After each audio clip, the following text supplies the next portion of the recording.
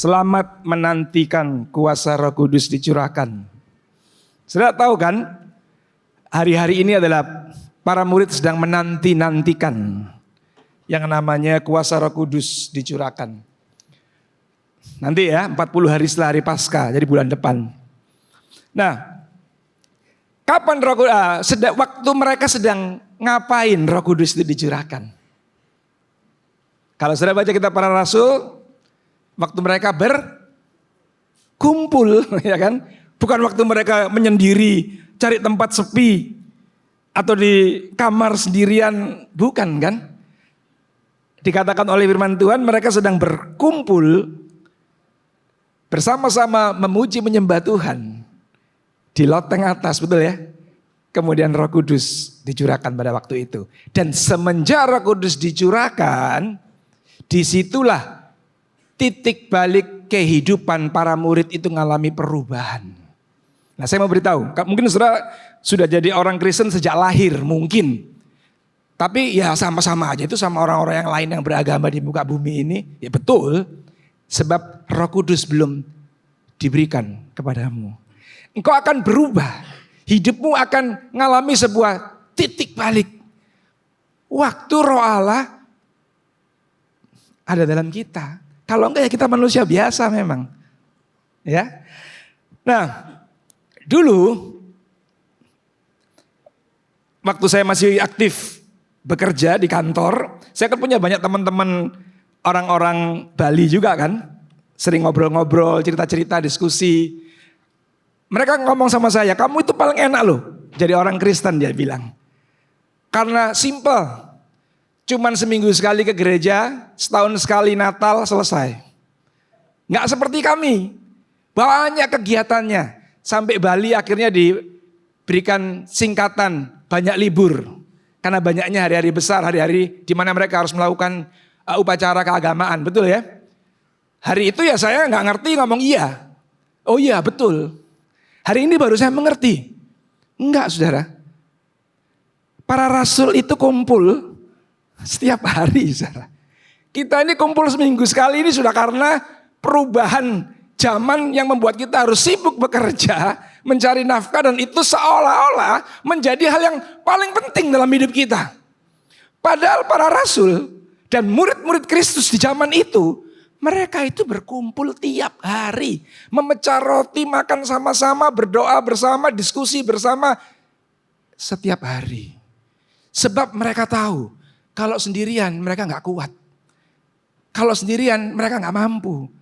Kalau sendirian mereka gampang sekali jatuh. Nah untuk itu hari ini kita akan berbicara tentang maturing through community. Saudara akan bisa mengalami sebuah pertumbuhan, pendewasaan di dalam Kristus lewat waktu saudara berada di tengah-tengah komunitas. Nah, saya mau kasih tahu ya. Seminggu ke gereja, saudara nggak pernah absen. Saya mau kasih tahu. Tidak menjamin saudara mengalami pertumbuhan. Tidak. Karena sudah dibuktikan ada banyak orang-orang Kristen yang cuma mau tiap minggu ke gereja, tidak pernah absen, tapi tidak mengalami perubahan apa-apa dalam hidupnya.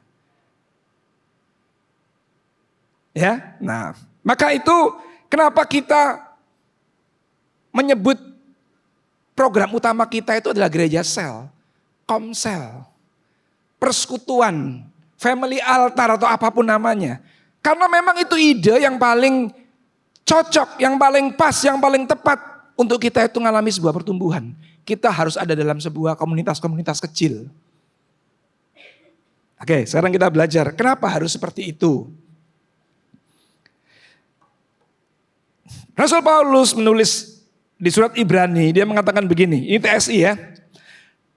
Hendaklah kita semua berusaha mendorong satu sama lain untuk terus berbuat kasih. Saya mau kasih tahu, kita sudah sepakat ya, kita ini manusia semuanya sifat dasar karakter kita adalah egois. Setuju? Iyalah. Ngetesnya gimana? Pernah nggak foto bareng-bareng? 10 orang gitu. Pernah? Begitu fotonya dikirim di handphone, waktu dibuka yang saudara paling lihat nomor 1 siapa? Diri sendiri. Bagus nggak? Keren nggak? Merem nggak matanya? Kan gitu ya? Kalau foto bareng-bareng aja, begitu waktu dijepret matanya kedip, ulang. Wah, itu alam bawah sadar kita, saudara. Menunjukkan bahwa kita itu memang ingin kelihatan paling excellent sendiri. Ingin kelihatan hebat sendiri. Ingin pokoknya menang sendiri. Itulah kita. Termasuk saya. Maka itu kita butuh Kristus. Karena sifat itu gak bisa dibawa pulang menghadap Bapa. Gak bisa. Gak laku, saudara. Nah, di dalam persekutuan dikatakan oleh Rasul Paulus, disitulah tempat di mana kita memotivasi satu dengan yang lain, mendorong satu dengan yang lain untuk terus berbuat kasih. Kita tahu kan arti daripada kasih, upaya untuk mengutamakan, menyenangkan, memberkati orang lain sekalipun kita sendiri harus berkorban. Jadi kalau ada foto bareng-bareng tadi, fotonya mau dipajang, foto saudara lagi merem, tapi saudara-saudara yang di sebelah kelihatan cakep, foto itu aja yang dipajang. Jangan nyari yang saudara kelihatan bagus, yang lain merem, gak ada urusan saya. Jangan. Saudara cari foto justru yang paling bagus untuk teman-temanmu yang lain, kamu kelihatan jelek sendiri, gak apa-apa. Wow, gimana ini Pak? Ya gitu kalau mau ikut Kristus. Ya gitu. Betul kan? Simple ya. Gak usah rumit-rumit belajar buka bahasa Ibraninya apa, bahasa Yunaninya apa, gak perlu. Simple kok. Saling mendorong, saling menguatkan terus untuk berbuat kasih dan melakukan hal-hal yang baik. Janganlah malas berkumpul dalam persekutuan kita. Seperti yang sudah menjadi kebiasaan sebagian orang. Sebagian orang kan tentu saja orang-orang dalam komunitas murid-murid Kristus kan. Jadi memang secara natural dari zaman dulu ada beberapa orang di antara kita yang malas diajak komsel. Walah ngapain capek kumpul-kumpul terus. Diajak pertemuan ngapain sih. Memang ada dari dulu. Makanya Paulus menulis surat ini. Tapi ayo kita sama-sama untuk saling menguatkan. Untuk kita terus berkumpul. Saling menguatkan, saling mendorong, saling membangun satu dengan yang lain. Sebaliknya marilah kita juga saling mengingatkan untuk tetap rajin berkumpul. Dan lebih rajin lagi sebab hari kedatangan Kristus makin dekat. Saya nggak tahu, ada orang-orang yang menganggap kemarin 3 tahun kita ngalami pandemi adalah sebuah peristiwa yang normal dan biasa dalam sebuah kehidupan. Atau saudara menganggap sebuah tanda. Karena kan banyak ada yang mengalami perubahan kan di situ kan. Banyak gereja-gereja disadarkan. Banyak para hamba-hamba Tuhan dibuat melek matanya. Banyak orang-orang jemaat yang ternyata imannya cuman segitu aja. Mereka jadi mulai tahu. Semuanya diketahui, dibuktikan di saat 3 tahun masa pandemi. Nah kalau itu saudara anggap sebagai sebuah peristiwa biasa yang memang harus terjadi. Ya gak apa-apa juga. Tapi saya menganggap itu sebuah peristiwa di mana Tuhan sedang mempersiapkan gerejanya karena dia mau datang.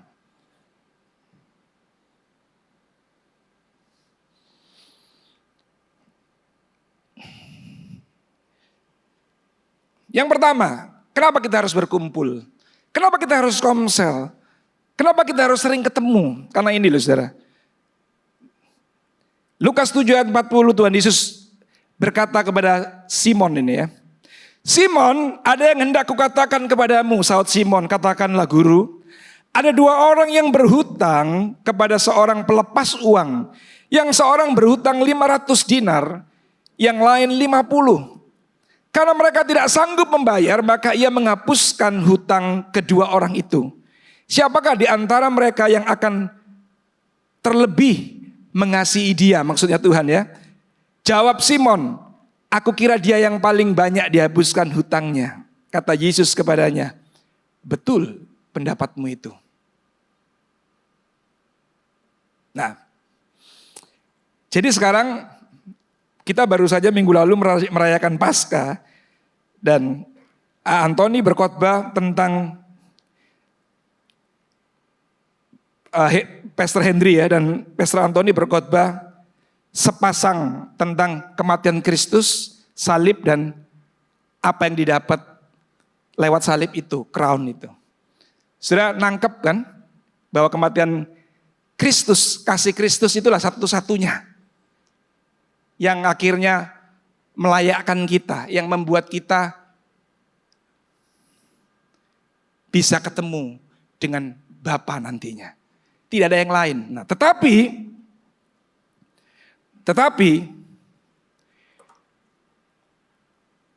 dia kata Pastor Antoni kalau nggak salah dia ambil sebuah ayat yang bagus, yaitu tetapi kita punya bagian, yaitu tetap mengerjakan keselamatan. Sekalipun apa yang kita kerjakan tidak nambahin atau ngurangi anugerah yang Tuhan sudah berikan. Terus ngapain kita harus mengerjakan keselamatan kalau itu tidak mengurangi atau menambah? Kan jadi begitu toh? Terus untuk apa kita harus berkomsel, untuk apa kita harus belajar, untuk apa kita harus rajin melakukan kegiatan-kegiatan yang atau program-program yang diadakan oleh gereja kalau itu tidak menambah lagi. Nah, saya mau beritahu. Peristiwa Paskah waktu Kristus disalibkan dan menyerahkan nyawanya untuk menyelamatkan kita, itu sama seperti apa yang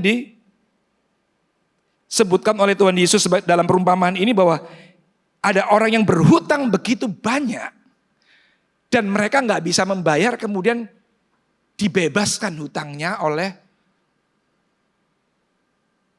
pelepas atau rentenir atau pelepas uang itu. Sudah tahu kan, di muka bumi ini ada dua tipe orang.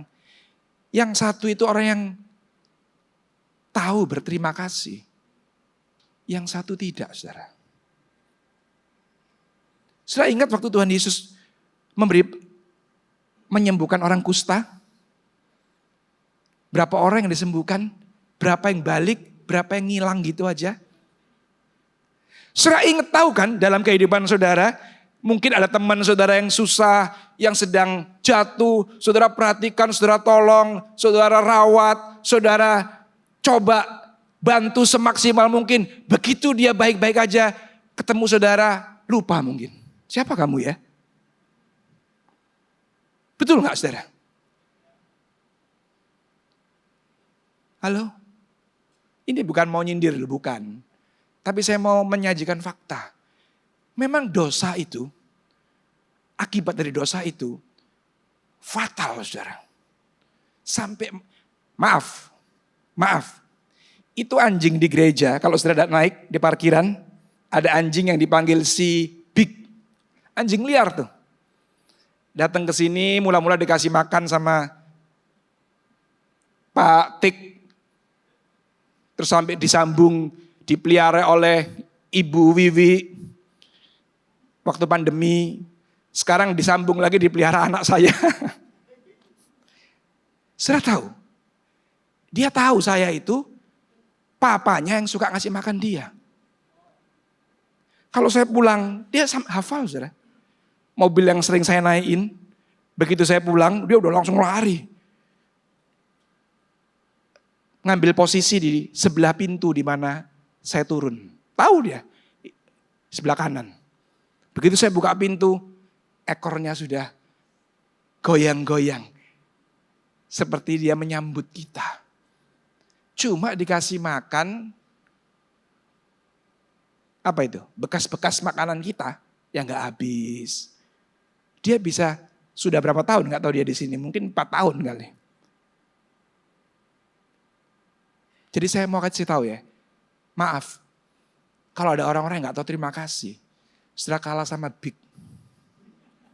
Kita kalah sama si Big. Iya kan? Nah terus gimana? Nah di Komsel kita diajarin untuk kita mengerti itu. Jangan-jangan memang orang yang gak tahu berterima kasih, orang yang gak tahu, yang gak ngerti. Kalau bahasa manajemennya, maaf, ya agak kasar juga sih. Gak tahu diri katanya. Abai, gak tahu diri, gak tahu berterima kasih. Terus kira-kira orang macam itu, sekalipun dia rajin ada dalam gereja, dia nerima gak sih keselamatan dari Kristus? Nerima gak sih sebenarnya anugerah itu? Nah ini yang perlunya kita belajar, kita harus mengerjakan keselamatan kita. Siapa yang tahu saudara itu tercatat dalam buku kehidupan hari ini? Emang saudara pernah lihat bukunya? Siapa yang tahu? Kalau kita itu sudah menerima Kristus, dipilih, mendapatkan anugerahnya, siapa yang tahu? Saya pun gak tahu, jangan-jangan saya gak dipilih. Siapa yang tahu?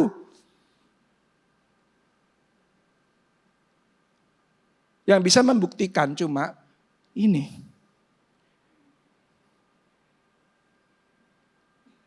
Bagaimana kalau saudara berhutang 100 miliar itu? Yang harus menjual seluruh aset saudara dijual saja. Masih belum cukup untuk membayar kemudian dibebaskan. Bagaimana kehidupan saudara setelah itu terhadap orang yang membebaskan hutang itu? Apa kira-kira respon saudara? Apa kira-kira reaksi kita? Nah Kristus sedang ngasih ilustrasi kalau orang itu mendapatkan anugerah, mendapatkan keselamatan, seharusnya dia merasa mendapatkan kasih Allah yang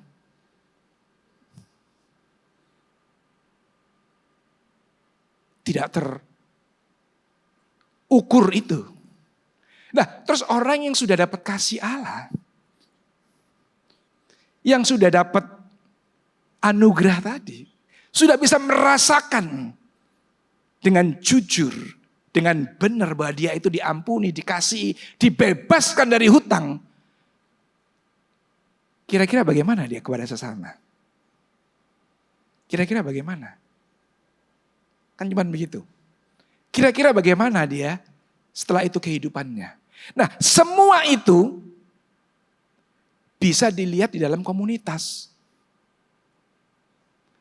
Bisa dibuktikan dalam komunitas. Nah, coba aja saudara gini. Nah, kalau saudara ada dalam sebuah komsel, di mana mereka semua adalah sekumpulan orang-orang yang sepakat bahwa kita adalah orang-orang berdosa yang ditebus oleh Kristus, kemudian ditaruh dalam sebuah komsel, itu aja kita masih saling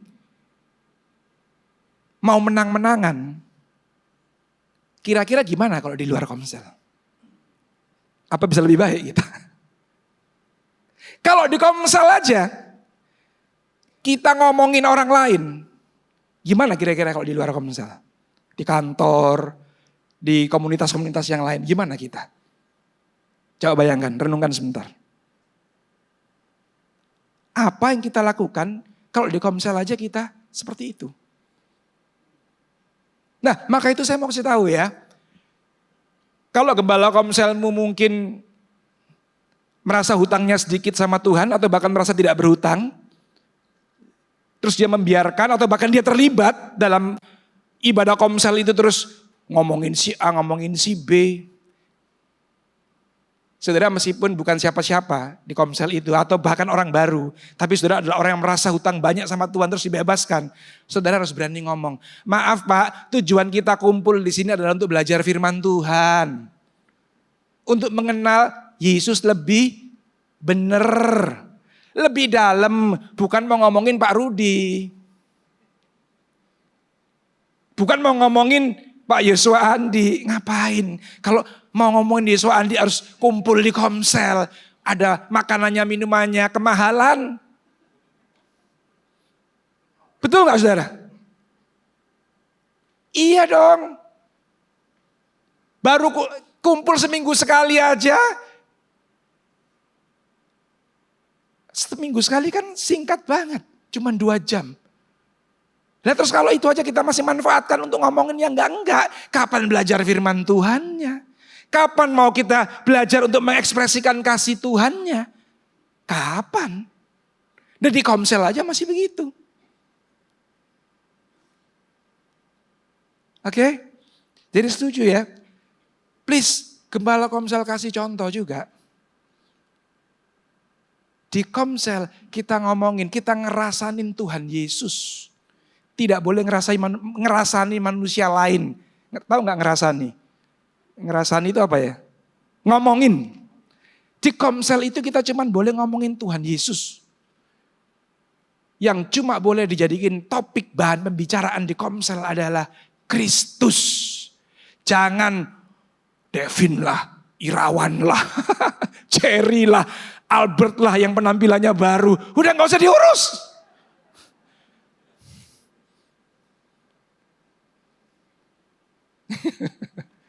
Udah gak usah diurusi saudara. Ayo kita sibuk cari tahu. Obrolin. Pak, saya dapat ayat, terus saya dapat Pak pengajaran begini loh Pak. Tentang Kristus bagaimana ya? Wah itu jauh lebih keren saudara. Pak kemarin khotbahnya itu kok saya tangkapnya Pastor Antoni ngomong begini tuh terus gimana ya Pak ya? Wah itu keren saudara. Itulah Komsel. Kita kumpul dan dalam waktu yang singkat kita produktifkan, kita omongin hal-hal yang kan sudah gak mungkin tuh di kantor, di toko mau ngomongin Tuhan Yesus. Kan gak bisa kita. Kita ngomongin cuan di sana. Nah di Komsel jangan lagi. Oke ya. Jadi di Komsel adalah tempat bagaimana kita mengekspresikan kasih Tuhan. Karena kita tahu kita orang berdosa, kita orang berhutang banyak. Kita orang yang gak bisa membayar hutang, kemudian kita diampuni, dibebaskan. Disitulah pertama kali kita merasakan kasih yang kita sebut sebagai kita adalah orang-orang yang alami anugerah. Saya kasih tahu, kalau saudara nggak merasakan itu, ini saya ya, doktrin saya ya, bukan doktrin yang lain-lain, jadi nggak usah dibanding-bandingkan. Kalau saudara nggak bisa grateful terhadap apa yang Tuhan lakukan di atas kayu salib, menurut saya jangan-jangan saudara memang belum lahir baru. Tapi kalau saudara bisa merasakan grateful, bersyukur atas kematian Kristus yang membebaskan kita dari hutang yang gak bisa terbayar itu. Itulah bagi saya tanda saudara mengalami anugerah. Kalau saudara tidak bisa merasakan itu, ya gimana ya? Kasih itu belum saudara rasakan, belum ada dalam kita. Bagaimana kita mau spread? Bagaimana kita mau bagikan kasih itu? Orang kasihnya sendiri belum ada dalam kita. Loh tapi saya adalah orang yang mengasihi Pak. Enggak, kita orang egois kok. Kalau kita enggak terima kasih Tuhan, kita orang egois.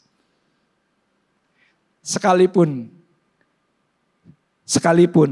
dulu saudara dengan kantor dan perusahaan saudara sering bansos. Saya yakin dan percaya saudara bawa banner. Saudara pingin orang-orang terima bansos atau orang-orang yang punya kekuasaan atau apapun itu tahu bahwa komunitas atau kelompok saudara sedang berbansos. Betul apa enggak? Iya. Jadi kedewasaan kita dalam Tuhan diukur dari kasih yang kita nyatakan. Kapan kita mengekspresikan, menyatakan kasih itu? Waktu kita saling mendorong orang-orang yang malas berkumpul, kita dengan tekun kita mendorong mereka untuk ayo, iya kan? Waktu kita saling ada orang yang lemah, kita memperhatikan, kita mendoakan. Pada waktu itulah saudara dengan apa yang sudah bisa lakukan, menyatakan kasih. Ya nggak perlu harus menyatakan kasih itu, sudah naik mimbar, khotbah, sudah melakukan pelayanan. Ya kalau nggak punya skill itu nggak bisa kan. Tapi bukan berarti sudah nggak bisa menyatakan kasih Tuhan. Ya, di Komsel lah tempat saudara melakukan itu. Kemudian berikutnya, saling melengkapi. Jadi sesuai nubuatan itu Kristus memberikan kemampuan rohani yang berbeda kepada kita masing-masing.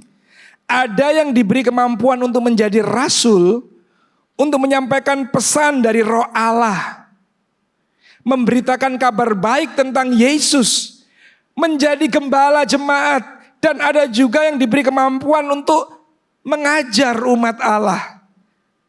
Semuanya itu diberikan supaya kita bisa mempersiapkan dan melengkapi umat Allah agar masing-masing dapat saling melayani dan seluruh anggota tubuh Kristus semakin bertumbuh. Tujuannya adalah supaya kita semua semakin erat bersatu dalam keyakinan kepada Kristus dan mencapai pengertian yang sama tentang anak Allah. Juga agar kita menjadi dewasa secara rohani dan semakin sempurna seperti Kristus. Jadi saya mau beritahu nih, ternyata di antara saudara dalam komsel itu sebenarnya, ini karena firman Tuhan yang nulis, pasti jadi ada orang-orang yang punya bakat, yang diberikan Tuhan talenta, yang diberikan Tuhan karunia untuk itu. Ada yang bisa punya kemampuan diberikan talenta, memang menyampaikan pesan dari Roh Allah. Ada. Tapi perlu diuji. Apa yang dia sampaikan sebagai nubuatan. Itu ada, Ustaz. Jadi gini ya. Kita kan hari-hari ini kan concern ke pengajaran nih. Lebih banyak membahas tentang hal-hal yang doktrinal. Ya. Tapi bukan berarti yang nubuatan, mujizat itu terus hilang. Nggak bisa. Tidak sama sekali. Tapi memang nggak boleh kebablasan kita cuman ngurusin urusan-urusan yang itu. Karena kalau kita dikit-dikit bernubuat, dikit-dikit cuman, apa itu namanya kalau bahasanya dulu, ngeroh. Kita nggak bertumbuh juga. Tapi kalau kita cuman berteori pengajaran saja, tidak ada hal-hal yang supranatural. Apa bedanya kita dengan yang lain? Justru murid Kristus itu ditakuti, disegani karena mereka berbeda. Bayangin Tuhan ngomong apa? Tanda-tanda ini akan menyertai kamu. Kamu akan satu apa? Apa? Tanda orang percaya? Satu. Ngusir kuasa gelap, setan, demon. Setan itu kabur. Lah kalau kita masih takut kuasa gelap, kita takut santet, kita takut apalah itu dan lain sebagainya. Ya kita nggak ada bedanya dong. Dulu, sekarang saya ya nggak setuju. Dulu saya nggak ngerti ya. Teman-teman saya yang kalau kita seminar dulu, zaman-zaman tahun 90-an, kalau kita seminar ada teman-teman pendeta ini yang ngomong gini, Bali itu memang luar biasa katanya. Begitu saya ke Bali kalau pesawat landing langsung terasa katanya. Kuasa. Dulu saya percaya, masa pak? Iya. Langsung terasa. Loh, hari ini saya jadi kok blow on banget dulu ya.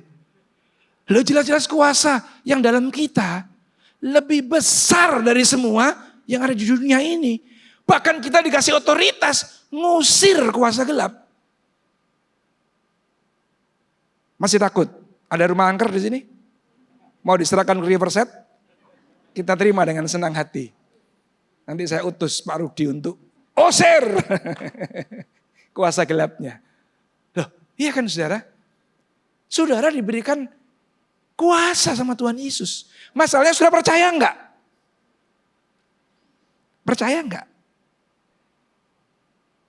Nah kan itu aja persoalannya.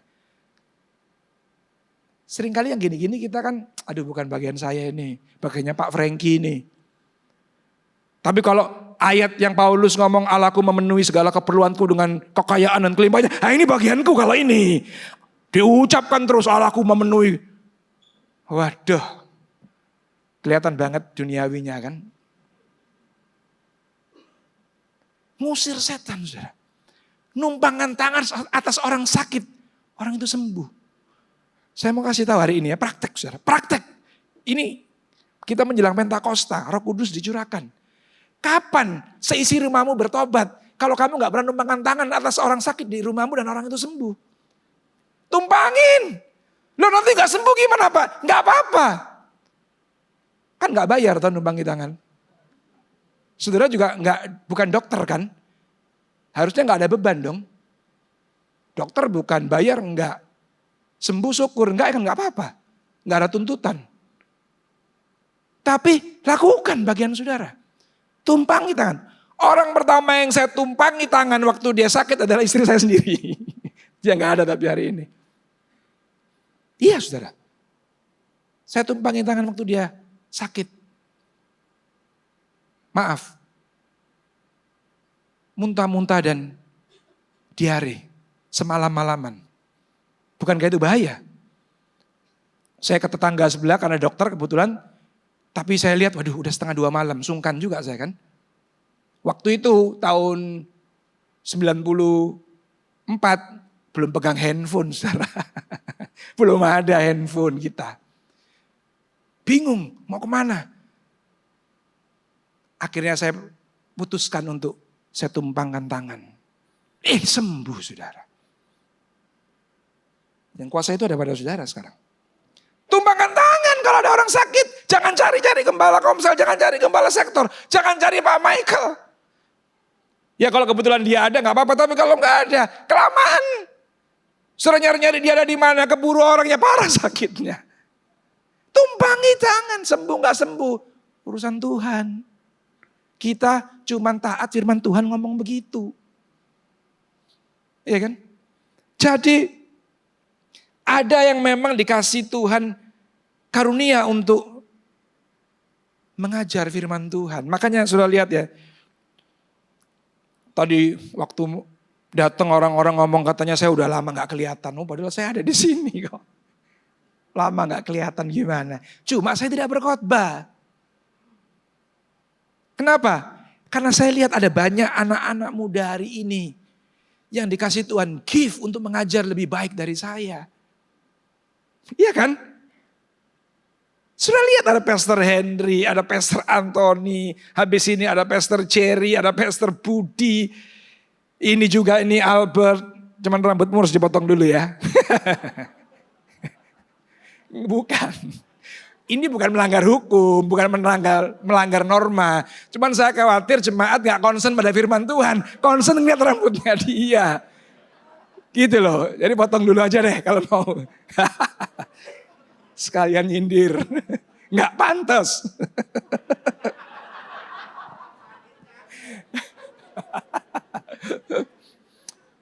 Iya kan? Ada banyak anak-anak muda yang saya lihat mendapatkan karunia untuk mengajar, saya lihat lebih baik. Nah kalau saya masih mau ego, saya nggak mengajarkan, nggak memberikan contoh kasih itu seperti apa. Oh nggak bisa, yang khotbah harus saya, minggu pertama. Natal harus saya. Paskah Jumat Agung harus saya. Kan gitu kan. Yang lain ya sudahlah kalau saya nggak ada aja. Karena gereja ini adalah saya yang bangun. Waduh ciloko saudara. Kalau saya mulai begitu, saudara siap-siap cari tempat lain. Iya saya kasih tahu. Saudara harus siap-siap cari tempat lain. Justru saya tidak mau seperti itu. Tapi saya tahu saya dipanggil oleh Tuhan jadi seorang gembala. Nah saya kasih tahu nih. Bapak keras gitu loh Pak. Masa cocok, gembala itu kan lemah lembut, sopo ngomong. Siapa bilang? Sudah tahu gembala itu bawa apa? Tongkat. Aduh sayang saya lupa gak bawa, saya punya ini. Tongkat yang atasnya melengkung. Untuk apa itu gunanya? Tahu untuk apa gunanya? Nah, kalau ada domba yang sering melenceng terus, ditarik kakinya sama tongkat yang melengkung itu, seret, dipukul kakinya, prak, sampai pincang. Supaya dia nggak lagi keluar dari kawanan. Tapi nanti nggak lama, tulang kan, Tuhan itu ajaib ya. Kalau saudara tulangnya putus kan nyambung sendiri kan? Nyambung sendiri sebenarnya. Tapi perlu dipen supaya nggak bengkok nanti waktu nyambung. Dilurusin aja di pen itu. Terus di gips, kaku kan, supaya lurus. Tapi nggak diapa-apain, sudah nyambung sendiri dia. Cuman mau posisinya kalau nggak lurus kan jadi bengkok, jelek. Makanya jangan heran, itu Pak ada dukun sakti Pak, orang kakinya patah, bisa nyambung. Loh memang nyambung sendiri. Jangan percaya, memang nyambung sendiri. Makanya sama gembala tahu akan sembuh sendiri, nggak apa-apa. Kalau domba kan kakinya bengkok gak masalah. Iya kan? Pukul, prak sampai patah. Sampai patah, remuk. Tapi nanti dia, nah persoalannya, gembala-gembala Komsel, sektor. Berani gak kamu negur orang yang duitnya banyak? Berani gak negur yang suka neraktir? Kalau yang gak punya apa-apa, yang suka ngerepoti, suka pinjem-pinjem, minta-minta bantuan, berani kita. Kamu nih berdoa puasa gitu loh. Wah. Ya, betul? Kalau yang suka ngerepotin kita berani negur. Nah kalau yang perpuluhannya banyak, suka neraktir kita, suka ngasih-ngasih. Makanya saya bersyukur sih gak dikasih apa-apa, gak apa-apa, jadi saya bisa negur siapa aja. Iyalah, benar loh saudara. Semakin banyak kita dikasih, semakin nilainya gede-gede kita dikasih, semakin sungkan kita, jadi beban kita. Kalau dia salah, butuh apa itu? Tenaga ekstra untuk kita berani akhirnya negur. Tapi kalau hari ini saya gak ada beban. Gak ada beban saya. Karena bangun tempat ini aja saya memulai nabur paling banyak. What? Mau apa terusan? Saya tegur orang salah. Tapi saya bukan mau pamer sih, bukan. Saya cuma mau ngasih contoh. Ya kita ngadain pelayanan, terus siapa yang mau memulai? Untuk membiayai, ya kita lah. Kan gitu toh. Ya kita lah, kita memulai. Tapi itu pun ada orang-orang yang bersama-sama saya juga yang memulai ikut. Belum tentu berani negur di antara mereka. Sudah saya kasih nama PT-nya di sini, Soko Guru Agung. Harapan saya mereka jadi Soko Guru, jadi elder, jadi orang-orang bisa mengarahkan orang-orang yang bengkok jalannya dengan apa? Menegur. Menegur. Ngasih tahu, ngelurusin jalan-jalan yang keliru. Nah itu adalah tugas gembala. Nah saya merasa disitulah panggilan saya. Makanya kalau saya tegur jangan sakit hati ya. Jangan sakit hati. Kan saya sudah sering ngomong, lebih gampang saya memuji daripada menegur. Betul nggak? Saudara lebih gampang ngomongin orang, negur orang atau memuji orang? Iya memuji itu kan enak saudara. Lah Amsal menulis, musuh mencium banyak. Memuji-muji, memberikan ciuman, memberikan hal-hal yang manis kelihatannya. Tapi sahabat yang sejati itu menegur. Menegur. Kalau saudara sudah hebat, gak saya puji aja kan gak masalah kan? Iya toh? Saya nggak perlu kan muji-muji orang yang hebat di sini. Di luar nama saudara sudah pasti harum. Kalau memang kau sudah excellent. Tapi persoalannya kalau engkau miring ke kanan dan ke kiri. Siapa yang peduli untuk meluruskan? Siapa yang peduli untuk negur? Ya memang sih saya nggak menegur jemaat satu-satu. Saya menegur orang-orang yang di sekitar saya. Yaitu gembala sektor. Kalau saya bisa tahu juga gembala Komsel. Dengan harapan mereka menegur orang-orang yang berjemaat di komsel-komsel tersebut. Kalau ada sesuatu yang keliru. Ya. Jadi gembala adalah tugasnya menegur. Pengajar, guru tugasnya ngajar. Ya. Nah, kedewasaan kita diukur dari kontribusi yang kita berikan dalam komunitas. Saudara. Nah itu tadi kontribusinya. Ya uang termasuk. Uang termasuk tentu saja. Karena seluruh, jadi gini ya, sekalian saya ajarkan. Bapak masih percaya hukum tabur tuai? Percaya, karena itu hukum alam yang sudah tidak bisa berubah. Betul? Contohnya ya kalau saudara nabur benih tanaman pasti tumbuh kan dia. Disiram pasti tumbuh. Itu Tuhan memberikan sebuah contoh, alam sudah diset seperti itu. Dalam kehidupan kita pun sama, saudara nabur kebaikan. Saudara akan menuai kebaikan, termasuk anak cucumu akan menuai kebaikan. Betul? Ada pasti yang punya kesaksian itu. Karena orang tuanya dulu ada orang yang dikenal sangat baik. Waktu saudara susah, saudara menuai kebaikan-kebaikan dari banyak orang. Iya. Saudara nabur uang, saudara akan menuai keuangan. Itu sudah hukum yang gak bisa dirubah. Jadi saya gak usah lagi ngajarin atau membooster atau manas-manasin saudara untuk nabur lebih banyak. Nanti saudara akan kaya. Nggak perlu, karena itu sudah memang alam yang sudah men-set. Tuhan sudah setting itu sudah nggak bisa dirubah. Saudara nggak percaya Tuhan aja. Hukum itu berlaku loh saudara. Saudara nggak percaya Tuhan aja. Ada nggak orang nggak percaya Tuhan nabur jagung nggak keluar? Nabur kacang hijau nggak keluar taugenya? Ada nggak? Nggak ada kan? Mau dia percaya nggak percaya, begitu dia tabur pasti keluar. Karena itu sudah hukum yang ditetapkan. Sama. Waktu orang itu, meskipun dia gak percaya Tuhan, dia nabur kebaikan. Kirimin aja sebelahnya kue. Sebelah rumah saudara, ya kan? Tabur kebaikan, kemurahan hati. Kirimi dia makanan. Dia akan membalas dengan kebaikan. Itu sudah hukum alam.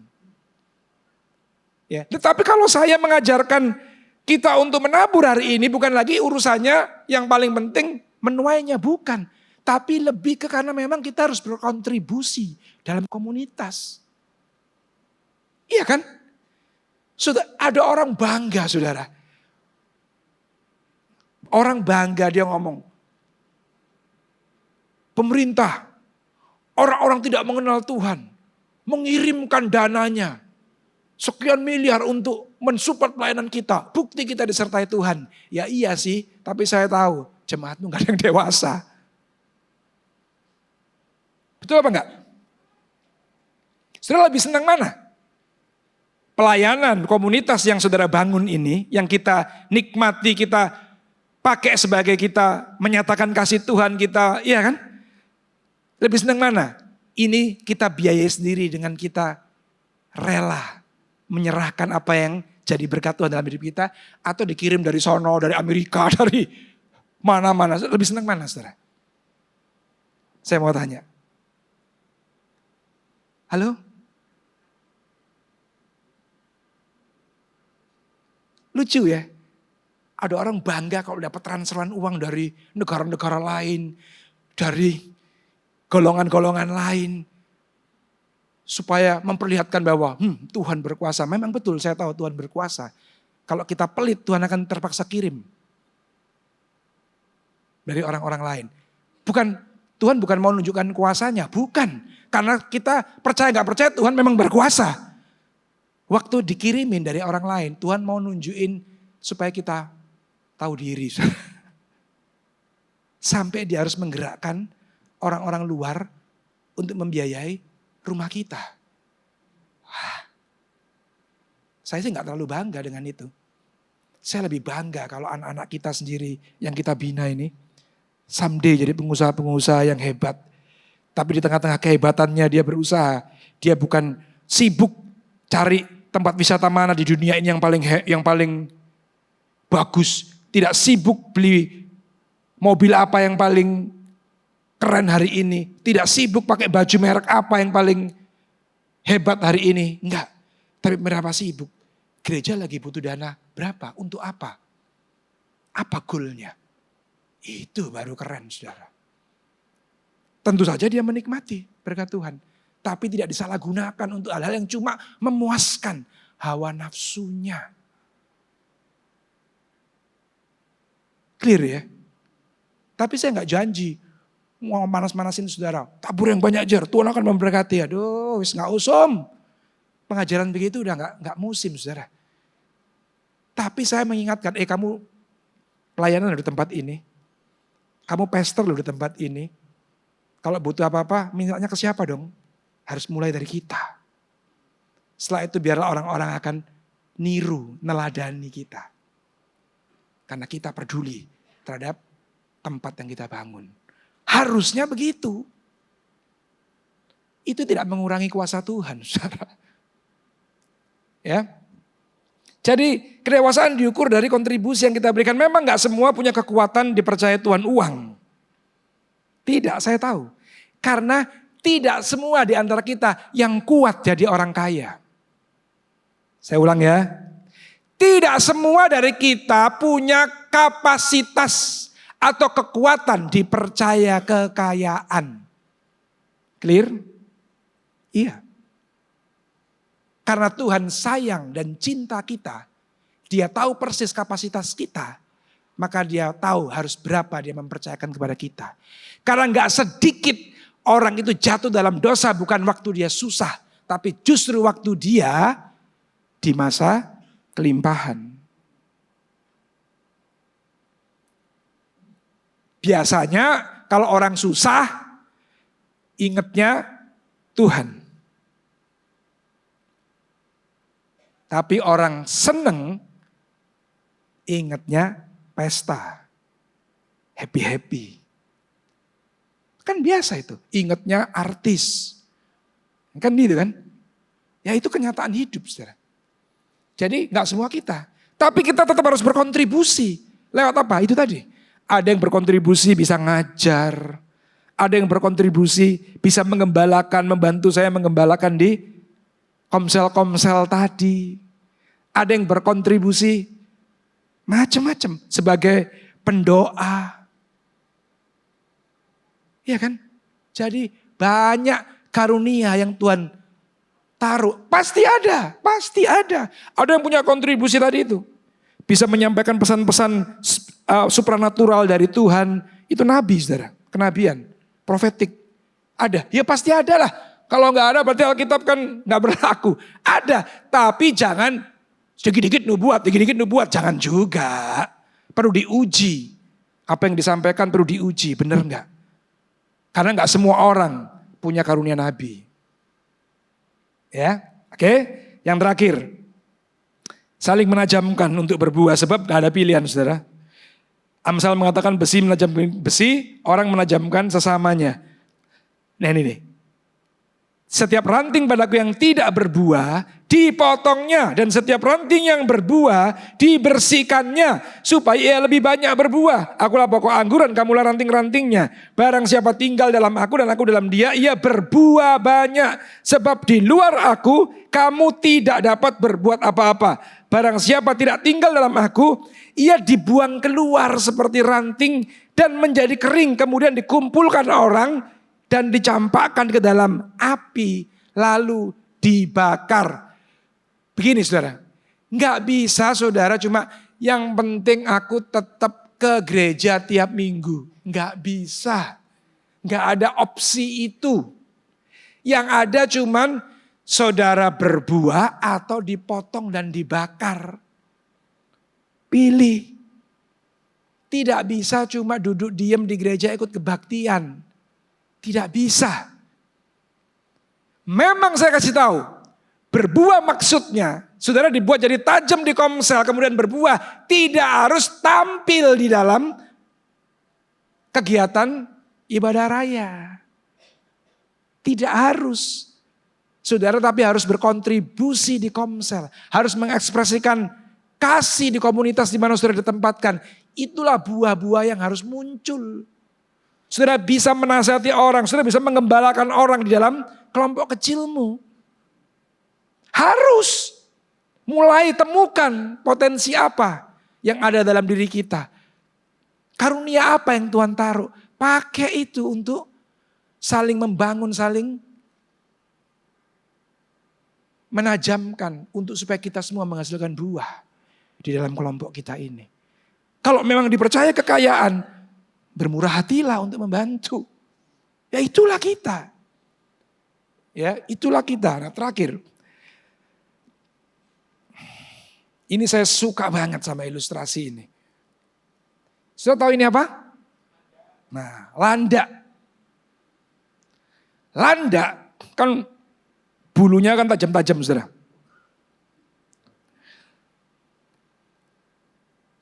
Kaku lagi. Jadi waktu dia berdekatan, landak pasti akan saling menusuk, saling melukai. Saya harus tahu itu. Tetapi landak, pada waktu dia musim salju, pada waktu dia musim dingin, dia tidak punya pilihan lain. Karena gak ada yang jual baju hangat buat dia. Gak ada yang bakarin api unggun buat dia. Dia cuma punya satu pilihan. Bergerombol saudara. Ini gambarnya susah saya cari yang jelas. Dia berdekatan satu dengan yang lain. Semakin dekat, dia semakin saling merasakan kehangatan. Sekaligus saling menusuk. Ya. Tapi kalau dia menjauh seperti ini, nggak lama dia akan beku dan mati. Dia akan beku dan mati. Jadi ini Tuhan itu kan luar biasa ya. Di dalam kehidupan ini banyak contoh-contoh yang bisa kita pakai untuk bagaimana sih ini maksudnya. Buat landak tidak ada pilihan lain. Pada waktu musim dingin, dia harus bergerombol berdekatan. Saling menusuk, saling menyakiti.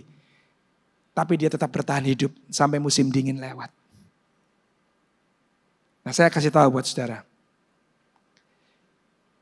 Di Komsel, saudara tidak adem ayem memang, saya tahu. Di Komsel, ada orang-orang yang skeptis dan malas ke Komsel karena merasa itu tadi. Di Komsel disakiti. Di Komsel dia dilukai oleh temannya. Dia dimanfaatkan. Ya pokoknya banyak hal negatif yang muncul.